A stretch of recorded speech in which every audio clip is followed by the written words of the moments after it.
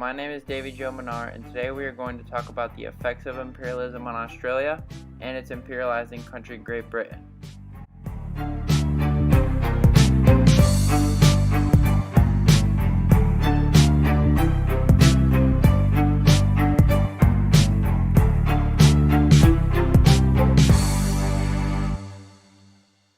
In 1770, a British explorer named Captain Cook took over the eastern coast of Australia for the British Crown.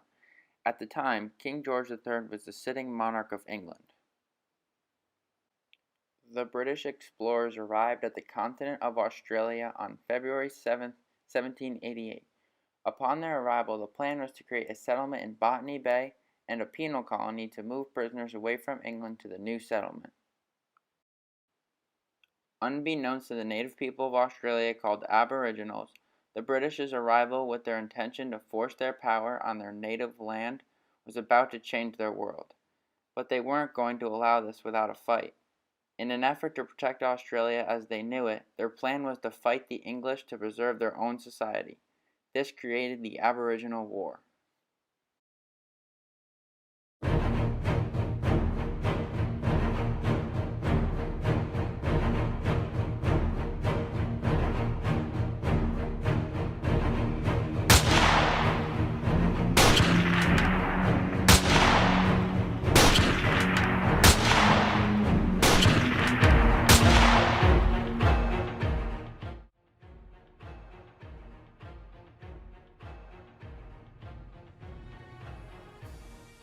During this time, King George III ordered every English settler in Australia to kill every Aboriginal person on sight, including men, women, and children, old and young. He finally succeeded in wiping out the Aboriginal race in 1876, when the last full-blooded Tasmanian person was murdered. The effects of imperialism on Australia were many. The British had chosen to imperialize Australia because of the resources that Australia held. Australia's resources such as timber and flax were completely depleted shortly after the British arrived. The British sought after these materials for things such as the sails on their ships, the mainmast of their ships, and ropes. Of course, this caused the English to have far more money through these resources.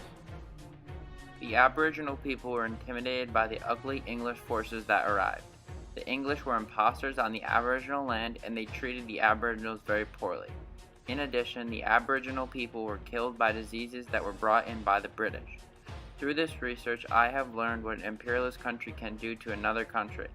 This was all promulgated by the greed of the British Crown, and as we know, to the victor belong the spoils.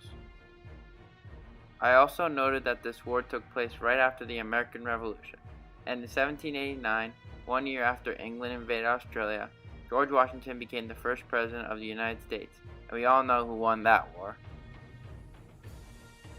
Overall, imperialism had a negative effect on Australia and its people. They lost many things when the British took over, including their most valuable resources. At this time, Australia has become an independent nation, but it is still connected to the Queen of the United Kingdom and many other countries. Those include Canada and New Zealand. This is called a constitutional monarchy, and Queen Elizabeth is the head of the Commonwealth of Australia. Therefore, Australia is governed by both the federal government and Queen Elizabeth, while the Queen is Australia's head of state under a constitutional monarchy.